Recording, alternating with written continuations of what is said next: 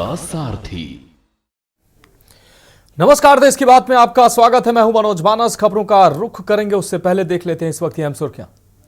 देश भर में मनाया जा रहा 76वां गणतंत्र दिवस। राष्ट्रपति मुर्मू, उपराष्ट्रपति पीएम मोदी समेत सभी दिग्गजों ने दी शुभकामनाएं और बधाई। 76वें गणतंत्र दिवस कार्यक्रम में कर्तव्य पथ पर मोदी बतौर प्रधानमंत्री 11वीं बार हुए शामिल। पीएम मोदी ने शहीदों को दी श्रद्धांजलि। कर्तव्य पथ पर गणतंत्र दिवस में अपाचे राफेल ने बनाया विक्ट्री फॉर्मेशन। पहली बार एक साथ 5000 कलाकारों की परफॉर्मेंस। 76वें गणतंत्र दिवस पर कर्तव्य पथ की परेड में निकली झांकियां। यूपी, बिहार और दिल्ली समेत तमाम राज्यों की मनमोहक झांकियां दिखाई दी। 76वें गणतंत्र दिवस पर सीएम योगी ने फहराया तिरंगा। राज्यपाल ने ली परेड की सलामी। यूपी में कई जगह फहराया गया तिरंगा। और ममता कुलकर्णी को महामंडलेश्वर बनाने पर विवाद। शांभवी पीठाधीश्वर ने कहा कि कुंभ का मजाक बना अखाड़ा। परिषद अध्यक्ष बोले बैराग कभी भी आ सकता है। आप देख रहे हैं के न्यूज, खबरों का सारथी। और अब खबरें विस्तार से। प्रधानमंत्री नरेंद्र मोदी ने आज 76वें गणतंत्र दिवस पर शहीदों को कृतज्ञ राष्ट्र की ओर से श्रद्धांजलि अर्पित की। इस अवसर पर रक्षा मंत्री राजनाथ सिंह, रक्षा राज्य मंत्री संजय सेठ, प्रमुख रक्षा अध्यक्ष जनरल अनिल चौहान और तीनों रक्षा सेवाओं के प्रमुख भी मौजूद रहे। सफेद कुर्ता पैजामा के साथ गहरे भूरे रंग का लंबे बंद गले का कोट और नारंगी पीले रंग का बांधनी साफा पहने प्रधानमंत्री ने शहीदों को श्रद्धांजलि देने के बाद वहां डिजिटल आगंतुक पुस्तिका में हस्ताक्षर भी किए। गणतंत्र दिवस के अवसर पर प्रधानमंत्री मोदी ने अमर सपूतों के शौर्य व वीरता का गुणगान करने वाले इस स्मारक पर पहली बार श्रद्धांजलि अर्पित की।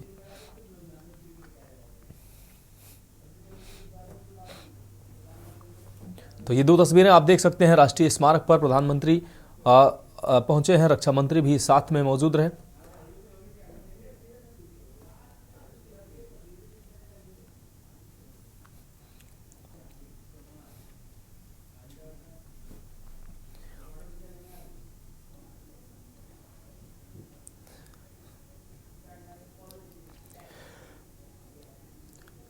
अगली अहम रिपोर्ट का रुख करते हैं। दिल्ली के रण में केजरीवाल जनता के नाम लगातार पैगाम जारी कर रहे हैं। आपको बता दें कि दिल्ली की जनता को केजरीवाल ने दो विकल्प दिए हैं। पहला केजरीवाल मॉडल और दूसरा बीजेपी मॉडल। केजरीवाल का कहना है कि जनता को तय करना है कि उसे कौन सा मॉडल चाहिए। ये खास रिपोर्ट देखिए। आपके निशाने पर बीजेपी कांग्रेस।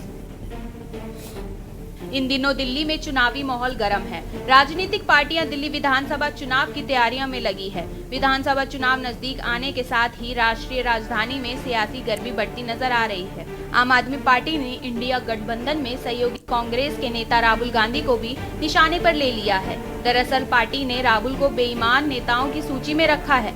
वहीं आम आदमी पार्टी ने नेता यह कह रहे हैं कि भाजपा का चुनाव अभियान पूरी तरह बिखरा हुआ है। उन्हें दिल्ली वालों को बताना चाहिए कि वह और कितने मोहल्ला क्लिनिक, अस्पताल, कॉलेज और स्कूल बनाएंगे। कहा जा रहा है कि भाजपा ने दुकानों को सील करने की बात कही, लेकिन ये दुकानें तो 2017 में सील हो गई थी। भाजपा की एनसीडी ने इन्हें सील किया था। 7 सालों से केंद्र सरकार इन दुकानों पर अपना हक जमा कर बैठी है। आपका कहना है कि भाजपा ने 3 पार्ट में अपना संकल्प पत्र जारी किया। उम्मीद है कि यह अंतिम पार्ट होगा। उन्होंने दुकानों को सील करने की बात कही। वह ही हैं जो दुकान खोलने की अनुमति नहीं दे रहे हैं। जो दुकानें पहले ही खोल चुके हैं उन्हीं दुकानों के सामने गोलीबारी हो रही है और उन्हें जबरन वसूली के लिए कॉल भी आ रहे हैं। उन्हें इस पर कुछ घोषणा करनी चाहिए थी और दिल्ली में कानून व्यवस्था की स्थिति पर भी ध्यान देना चाहिए था। वहीं आपने भाजपा का एक और पोस्टर जारी किया। इस पोस्टर में गृह मंत्री अमित शाह, प्रवेश वर्मा और रमेश विदुड़ी की फोटो लगी है। आपने पोस्टर जारी करते हुए लिखा, कायराना हमला करने वाले भाजपा के गुंडे। आप और केजरीवाल के पक्ष में लहर का दावा। आपको बता दें कि चुनावी सभाओं में आम आदमी पार्टी नेता विरोधियों पर तीखे हमले बोलने का कोई मौका नहीं छोड़ रहे हैं। आप सांसद संजय सिंह का कहना है, पूरी दुनिया में आप और अरविंद केजरीवाल के पक्ष में लहर है। आप फिर से सरकार बनाएगी। एक अरविंद केजरीवाल से लड़ने के लिए भाजपा के सभी सांसद और मंत्री दिल्ली आए हैं, लेकिन जीतेगा केजरीवाल ही। विधानसभा चुनाव में आपकी जीत होगी और अरविंद केजरीवाल चौथी बार दिल्ली के सीएम बनेंगे। कहा, सरकार आने के बाद आप अपने सभी मौजूद योजनाओं को जारी रखेगी। फ्री बिजली, फ्री पानी, फ्री शिक्षा, फ्री इलाज, महिलाओं के लिए फ्री बस यात्रा, बुजुर्गों के लिए फ्री तीर्थ यात्रा जारी रहेगी। अरविंद केजरीवाल ने दिल्ली की हर 18 साल से अधिक उम्र वाली महिला को हर महीने 1000 रुपए देने की घोषणा की है। जाहिर है कि ये गेम चेंजर साबित हो सकता है। केजरीवाल की कौन सी योजनाएं बन सकती हैं गेम चेंजर? महिला सम्मान निधि योजना। दिल्ली की हर 18 साल की महिला के लिए सम्मान योजना की राशि बढ़ाकर 1000 से 2100 रुपए करने का ऐलान। मंदिरों के पुजारियों और गुरुद्वारे के ग्रंथियों को 18,000 रुपए प्रति माह की सम्मान राशि देने की घोषणा। संजीवनी योजना। वरिष्ठ नागरिकों को मुफ्त स्वास्थ्य सेवा प्रदान करने का दावा। स्कूलों और स्वास्थ्य सेवाओं में सुधार का वादा। ऑटो चालकों की बेटियों की शादी के लिए 1 लाख रुपए की सहायता की घोषणा। इसके साथ ही 10 लाख रुपए की बीमा पॉलिसी दिए जाने की घोषणा। अंबेडकर स्कॉलरशिप योजना। दलित बच्चों की विदेश में पढ़ाई का खर्चा उठाएगी सरकार। मुफ्त बिजली। डीटीसी बसों में महिलाओं की मुफ्त बस में सफर की पुरानी योजना। दिल्ली की जनता को केजरीवाल ने दिए विकल्प। केजरीवाल मॉडल या बीजेपी मॉडल? जनता को तय करना है मॉडल। केजरीवाल मॉडल, जहां जनता का पैसा जनता पर खर्च होता है। बीजेपी मॉडल, जहां जनता का पैसा अमीर दोस्तों की जेब में जाता है। सियासी तेवर दिखाते हुए अरविंद केजरीवाल ने एक बार फिर केंद्र सरकार पर हमला बोला है। कहा कि दिल्ली की जनता के पास 2 मॉडल हैं।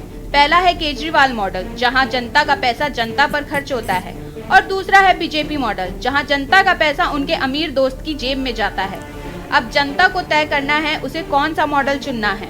दरअसल केजरीवाल ने कहा कि भाजपा की तरफ से आपका पैसा अरबपति मित्रों को लोन के रूप में दिया जाता है और 2 से 3 साल के बाद उसे माफ कर दिया जाता है। दूसरी तरफ आम आदमी पार्टी मॉडल है, जिसने 24 घंटे बिजली, गरीबों को मुफ्त बिजली, 24 घंटे मुफ्त पानी, सबसे अच्छा और बढ़िया इलाज। ये आम आदमी पार्टी का कल्याण मॉडल है। भारतीय जनता पार्टी ने अलग अलग तरीकों से अलग अलग नेताओं के शब्दों के माध्यम से ये स्पष्ट कर दिया है कि अगर उनकी सरकार बनती है, अगर आप कमल का बटन दबाते हैं, तो दिल्ली में दी जा रही सारी सुविधाएं बंद कर दी जाएंगी, क्योंकि ये उनके मॉडल के खिलाफ है। आपको बता दें कि केजरीवाल नई दिल्ली सीट पर चौथी बार चुनावी मैदान में हैं। वाल्मीकि मंदिर इसी नई दिल्ली विधानसभा सीट के अंतर्गत आता है। हर बार नामांकन से पहले केजरीवाल इस मंदिर में जाते हैं। मंदिर से कुछ मीटर की दूरी पर वाल्मीकि बस्ती है। हालांकि बस्ती में वाल्मीकि समाज के लोगों का रुझान बटा हुआ है, लेकिन दबी जुबान से वो आपके ही समर्थन की बात कर रहे हैं। स्पेशल डेस्क के न्यूज इंडिया। अब रुक करेंगे अगली अहम खबर का। खबर जबलपुर से है, जहां गणतंत्र दिवस पर राज्य बारी संघ की नई कार्यकारिणी का शपथ ग्रहण हुआ है, जहां राइट टाउन स्थित वीर शिरोमणि रूपन बारी परिसर में आयोजित कार्यक्रम की शुरुआत ध्वजारोहण और राष्ट्रगान से हुई है। बच्चों ने डांस सहित अन्य सांस्कृतिक प्रस्तुतियां दी हैं, जिन्हें पुरस्कृत भी किया गया है। शपथ ग्रहण करते हुए पदाधिकारियों ने समाज की भलाई के लिए कार्य करने के लिए संकल्प लिया है।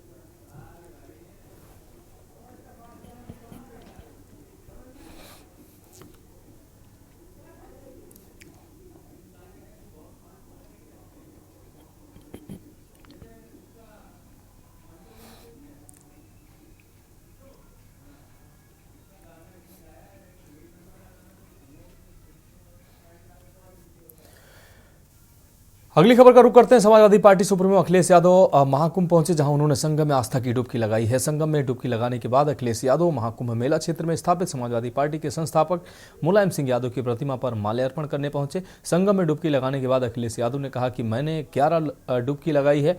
आपको बता दें कि अखिलेश ने सुबह करीब 11:30 बजे लखनऊ एयरपोर्ट से प्रयागराज के लिए उड़ान भरी। प्रयागराज पहुंचने के बाद सपा कार्यकर्ताओं ने अखिलेश यादव का जोरदार स्वागत किया। एयरपोर्ट से निकलने के बाद वह पार्टी नेताओं के साथ मेला क्षेत्र पहुंचे। वहीं हम आपको बता दें कि प्रयागराज कुंभ में विपक्षी नेताओं के न पहुंचने पर लगातार सवाल उठ रहे थे। वहीं अखिलेश यादव ने संगम में स्नान कर बीजेपी पर पलटवार किया। उधर बीजेपी की तरफ से कहा गया कि देर आए दुरुस्त आए। उम्मीद है कि संगम में स्नान के बाद अखिलेश यादव का चित्त शांत हो जाएगा। गंगा जी में स्नान के बाद मन को शांति मिलती है। अब शायद अखिलेश यादव के मन को शांति मिल जानी चाहिए, क्योंकि पिछले 1 महीने से अखिलेश महाकुंभ को लेकर अनर्गल प्रलाप कर रहे थे।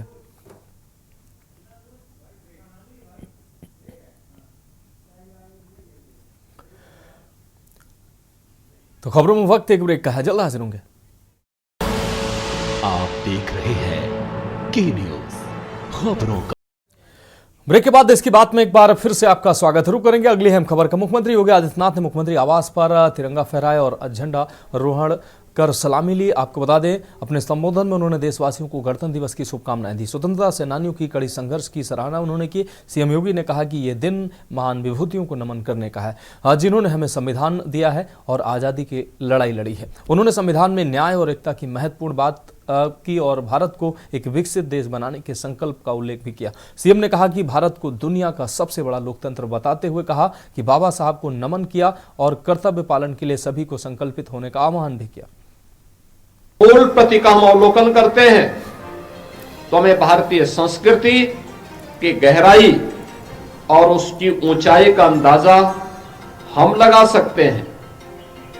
इस अवसर पर अगर इस संविधान में भारत के प्रत्येक नागरिक के अधिकार हैं तो उसमें प्रत्येक नागरिक के लिए उसके कर्तव्य भी हैं। हम हर व्यक्ति संविधान के दायरे में रह करके, संवैधानिक दायरे में रह करके ही अगर आप अपने अधिकारों की रक्षा की बात करते हैं तो हमें अपने कर्तव्यों के बारे में भी एहसास होना चाहिए।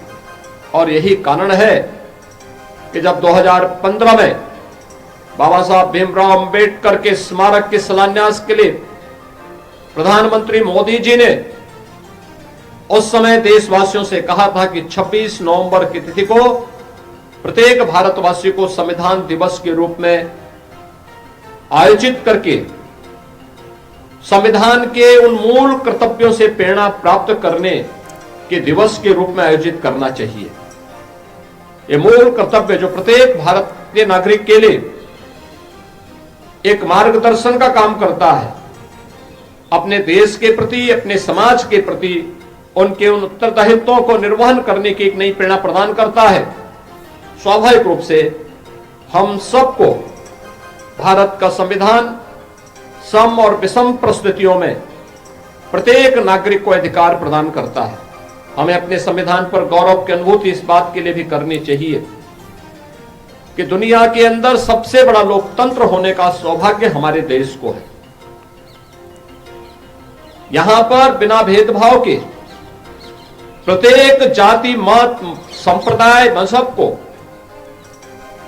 पहले आम चुनाव से ही हर वयस्क मतदाता को मताधिकार की ताकत प्राप्त हुई। रुक करेंगे अगली अहम खबर का। खबर कानपुर से है, जहां अग्निशमन तथा आपात सेवा के मुख्य अग्निशमन अधिकारी दीपक शर्मा को राष्ट्रपति द्वारा वीरता पदक देकर सम्मानित किया गया। पिछले साल 15 जनवरी को उन्होंने चमनगंज स्थित अपना पैलेस अपार्टमेंट में लगी आग से 25 लोगों को सुरक्षित बाहर निकाला था। यही नहीं, जांबाज अग्निशमन अधिकारी ने आग फैलने से रोककर आसपास रहने वाले तकरीबन 100 लोगों को आग की आंच से होने वाली क्षति से बचाया था। उनके इसी अदम्य साहस और सूझबूझ को आज गणतंत्र दिवस पर सम्मान मिला है। इस मौके पर अग्निशमन द्वितीय अधिकारी Mirpur Cantt Kamlendra Kumar Singh, fire service चालक सुदेश कुमार बाबू, फायरमैन कमेंद्र सिंह, शैलेश और आदित्य पाठक आदि को भी वीरता पदक से सम्मानित किया गया।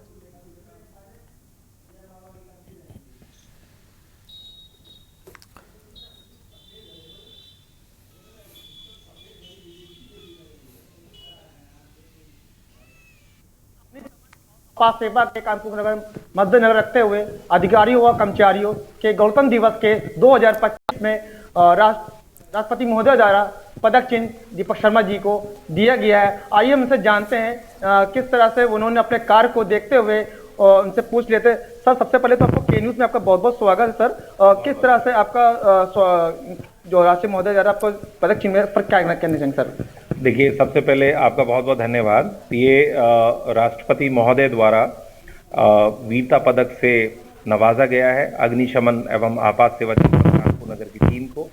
उसमें राष्ट्रपति अधिकारी, मुख्य अग्निशमन अधिकारी, सेकंड ऑफिसर और 4 हमारे जवान हैं, तो 6 लोगों को टोटल ये दिया गया है।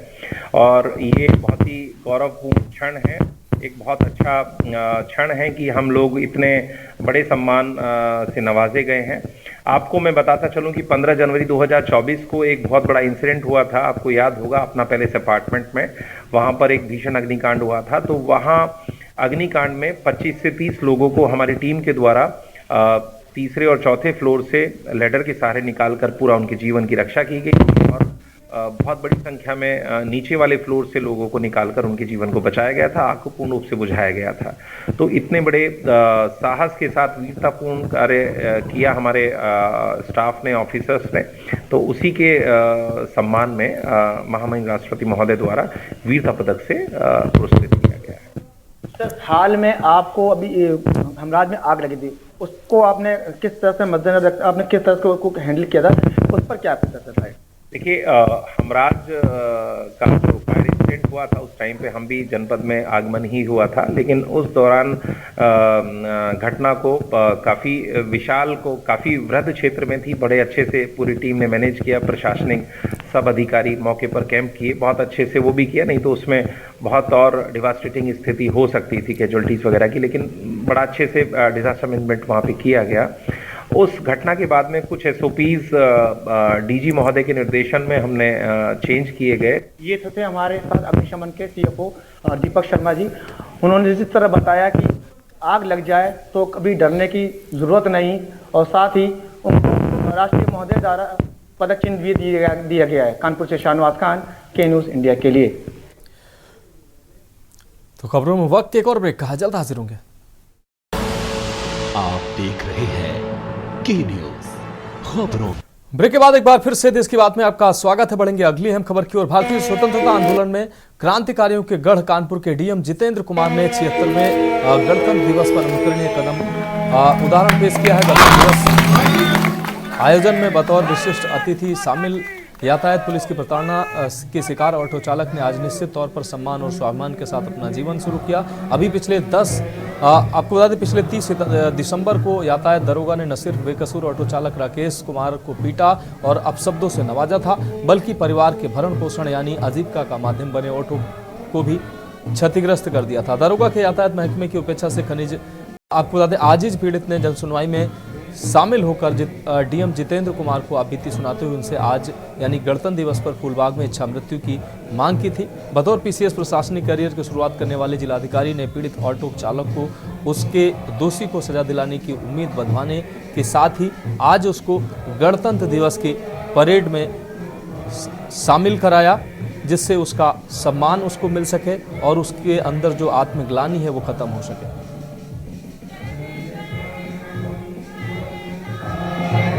अपने नाम बता दीजिए। मेरा नाम राकेश कुमार सोनी है। राकेश जी, आपके साथ क्या घटना हुई है?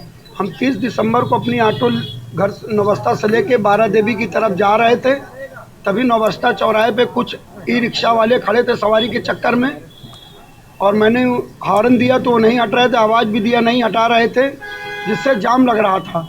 इसी बीच CSI ईश्वर सिंह आए, ट्रैफिक इंस्पेक्टर, उन्होंने मेरी गाड़ी में कस के जोरदार डंडा मारा। उसके बाद मेरी गाड़ी में लगे पर्दे में डंडा घुसड़ के पर्दा फाड़ने लगे। मैंने विरोध किया कि साहब मैं गरीब आदमी हूँ, अगर पर्दा फट जाएगा तो 2-3 हज़ार रुपये मुझे भरने पड़ेंगे। इतने से भी उनका मन नहीं भरा, वो बगल में आए, मुझे गाली गलौज करते हुए, धक्का मुक्की करते हुए मेरे मुंह में एक प्लास्टिक का पाइप घुसड़ने की कोशिश कर रहे थे। इसके बाद आप DM के पास गए, कमिश्नर के पास गए, क्या हुआ? मैं DM साहब के एक प्रार्थना पत्र ले करके गया था, जो TSI द्वारा अपमानित महसूस कर रहा था अपने आप को 20 चौराहे पर। तो मैंने जिलाधिकारी महोदय से निवेदन किया था कि मुझे गणतंत्र दिवस के अवसर पर फूलबाग गांधी प्रतिमा में इच्छा मृत्यु करने की अनुमति प्रदान करें, लेकिन उस पर माननीय जिलाधिकारी श्री राकेश सिंह जी ने जो है जिला पुलिस कमिश्नर के माध्यम से एक जांच कमेटी गठित करके उसमें जांच करा रहे थे, जिसमें यातायात DCP श्रीमती अर्चना सिंह जी विवेचना कर रही थी। उन्होंने भी ऑफिस में बुला करके हमसे बड़े विनम्रता से हाथ जोड़ करके विभाग के द्वारा माफ़ी मांगी कि हमारे विभाग ने आपके साथ इस तरह का व्यवहार किया, इसके लिए हम शर्मिंदा हैं। लेकिन हमने भी उनको अपनी बड़ी बहन की तरह सम्मान देते हुए उनका चरण छुआ और मत्थे से लगाया, और उसके बाद फिर राकेश जी का तबादला हो गया जिलाधिकारी में। फिर मैंने एक पेपर पढ़ा कि उसमें घाटमपुर का मामला था, जिसमें जिलाधिकारी जी ने आधी फीस माफ़ करवा दी थी गरीब बच्चे की। मुझे पढ़ के ऐसा लगा कि मुझे ऐसा कृत्य नहीं करना चाहिए था। इच्छा मृत्यु वाला ने जिला प्रशासन की और सरकार की छवि धूमिल होगी। तो मैं जिलाधिकारी के पास एक प्रार्थना पत्र लेके गया था जिसमें इच्छा मृत्यु की अनुमति कैंसिल कराने के लिए गया था, लेकिन डीएम साहब को मैंने पूरी बात बताई। उन्होंने पूरी बात को, हमारे दर्द को समझा और फिर अपने गले से लगाया। बोले मैं आपका अपमान तो नहीं वापस कर सकता, लेकिन कोशिश करूंगा कि आपको इससे ज़्यादा सम्मान मिले। तो सम्मान के लिए उन्होंने क्या कुछ करवाया? उन्होंने कहा है कि आप गणतंत्र दिवस के अवसर पर आप मेरे साथ झंडारोहण, जो ध्वजारोहण होगा उसमें आप मेरे साथ शामिल रहेंगे। ये सारी चीजें जो कानपुर के डीएम है जितेंद्र प्रताप जी, क्या उन्होंने कही है? जी, उन्होंने स्वयं कही है और लिखित में कही है। उनका एक प्रार्थना पत्र भी आया मेरे पास, निमंत्रण लेटर मेरे घर पर, जो मेरे बेटे या सोनी ने रिसीव किया है, वो हमारे पास है। अब आप कैसा फील कर रहे हैं? हम बहुत अच्छा फील कर रहे हैं। मैं माननीय जिलाधिकारी जी का आभार व्यक्त करता हूँ कि अधिकारी हो तो ऐसे ही हो। आपके और जो साथी हैं ऑटो चालक, उनके भी क्या संदेश दिया है? उनको मैंने बताया कि मुझे जिलाधिकारी महोदय ने मुझे ये सम्मान देने के लिए आमंत्रित किया है, मेरे साथ झंडारोहण करेंगे, तो बड़े खुश थे। उन्होंने कहा कि अधिकारी हों तो ऐसे ही हों, और मैं भी कहता हूं कि अधिकारी हों तो ऐसे ही हों, जो अधिकारी के रूप में नहीं, एक जनप्रतिनिधि के रूप में, एक भाई के रूप में बैठ करके हम लोगों की बात को सुनते हैं और उसका तुरंत निस्तारण करते हैं। ऐसे जिलाधिकारी को हम हाथ जोड़ करके प्रणाम करते हैं। सही अधिकारी होने चाहिए जो गरीबों की बात सुन करके उसको तुरंत निस्तारण करें, ताकि आगे कोई गरीब व्यक्ति हो आहत होकर के इस तरह का कदम ना उठाए। ऐसे ही अधिकारी होने चाहिए हमारे देश में। कर रहा है हमारा परिवार भी बहुत कुछ है, हम भी बहुत कुछ है, और साहब को हाथ जोड़ करके उनके चरणों में प्रणाम करते हैं हम कि मुझे इस काबिल समझा उन्होंने। रुक करेंगे अगली अहम खबर का। खबर फर्रुखाबाद से, जहां जनपद के कायमगंज स्थित है एनके एकेडमी स्कूल में वीवर्स ऑफ इंडिया कार्यक्रम का आयोजन किया गया। कार्यक्रम का शुभारंभ मुख्य अतिथि कायमगंज के प्रभारी निरीक्षक राम अवतार विशिष्ट, अतिथि क्राइम इंस्पेक्टर राजेश कुमार, सम्मानित अतिथि कन्या विद्यापीठ इंटर कॉलेज की प्रधानाचार्य मोहिनी पांडे, डायरेक्टर अनुपम अग्रवाल, प्रबंधिका मधु अग्रवाल व प्रधानाचार्य शिवानी प्रसाद द्वारा संयुक्त रूप से फीता काट कर किया गया। कार्यक्रम के दौरान विद्यालय के नन्हे मुन्ने बच्चों द्वारा आकर्षक कार्यक्रम प्रस्तुत कर सभी अतिथियों व आगंतुकों को ताली बजाने पर मजबूर कर दिया गया। इस अवसर पर विद्यालय के बच्चों द्वारा लगाई गई हैंडलूम प्रदर्शनी में छात्र छात्राओं द्वारा तैयार किए गए विभिन्न प्रकार के आकर्षक हैंडलूम वस्त्रों को देखकर सभी अतिथियों व आगंतुकों द्वारा बच्चों एवं शिक्षक शिक्षिकाओं की भूरिभूत प्रशंसा की गई। कार्यक्रम के दौरान विद्यालय के डायरेक्टर अनुपम अग्रवाल, प्रबंधिका मधु अग्रवाल व प्रधानाचार्य शिवानी प्रसाद द्वारा सभी अतिथियों को तुलसी का पौधा प्रदान कर सम्मानित किया गया। कार्यक्रम के दौरान बच्चों द्वारा लगाए गए फूड स्टॉलों पर सभी अतिथियों, आगंतुकों व अभिभावकों द्वारा स्वादिष्ट व्यंजनों का जमकर लुत्फ भी उठाया गया।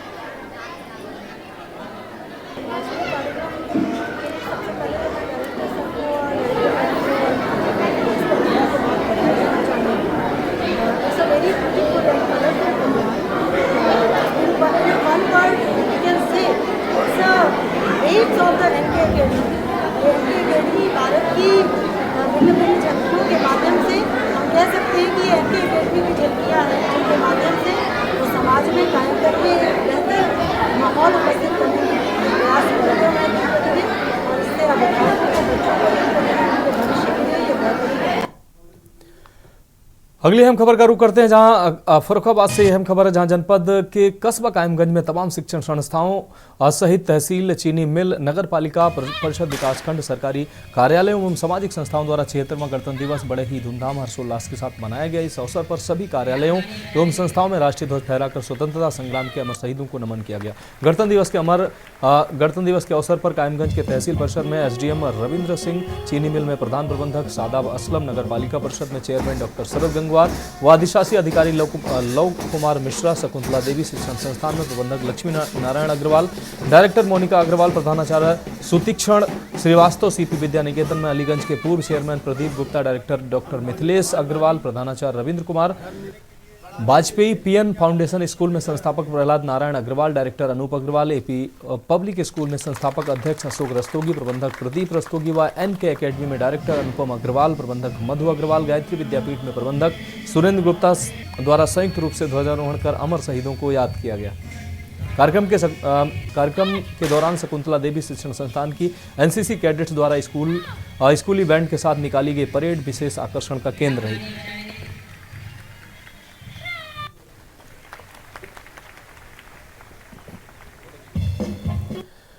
रुक करेंगे अगली अहम खबर का। मुख्यमंत्री पुष्कर सिंह धामी ने 76वें गणतंत्र दिवस के अवसर पर मुख्यमंत्री आवास में राष्ट्रीय ध्वज फहराया। इस अवसर पर उन्होंने सभी को संविधान की उद्देशिका की शपथ दिलाई। प्रदेशवासियों को गणतंत्र दिवस की शुभकामनाएं भी दी। मुख्यमंत्री ने कहा कि प्रधानमंत्री नरेंद्र मोदी के नेतृत्व में समाज के हर वर्ग के उत्थान के लिए कार्य हो रहा है। सशक्त, समृद्ध और विकसित भारत के लिए हम सभी को अपने दायित्वों का निर्वहन करना चाहिए। हमारे पावन पर्व पर मैं सभी को बहुत शुभकामनाएं देता हूं, बधाई देता हूं। आज हमारा गणतंत्र बहुत मजबूती से दुनिया के अंदर खड़ा है। हमारे प्रधानमंत्री आदरणीय मोदी जी के नेतृत्व में आज समाज के उन वर्गों का विकास हो रहा है, उन लोगों को आगे लाया जा रहा है, हर वर्ग के उत्थान के लिए काम हो रहा है। जो संविधान बनाते समय लोगों ने जिसकी कल्पना की थी, जो संकल्प लिया था, जो सपने सोचे थे, वो सब साकार हो रहे हैं। हम इस मजबूत गणतंत्र के सहयात्री हैं। हम सभी को अपने अपने दायित्वों का निर्वहन करना है। जो भी हमारी जिम्मेदारियां हैं, उन जिम्मेदारियों का पालन करना है। मैं इस अवसर पर आप सभी को भी और गणतंत्र दिवस की बहुत शुभकामनाएं। इस हमारे पावन पर्व पर तो फिलहाल देश की बात में अभी के लिए मेरे साथ इतना ही। मुझे दीजिए इजाजत और आप देखते रहिए के न्यूज इंडिया। आप देख रहे हैं के न्यूज, खबरों का सारथी।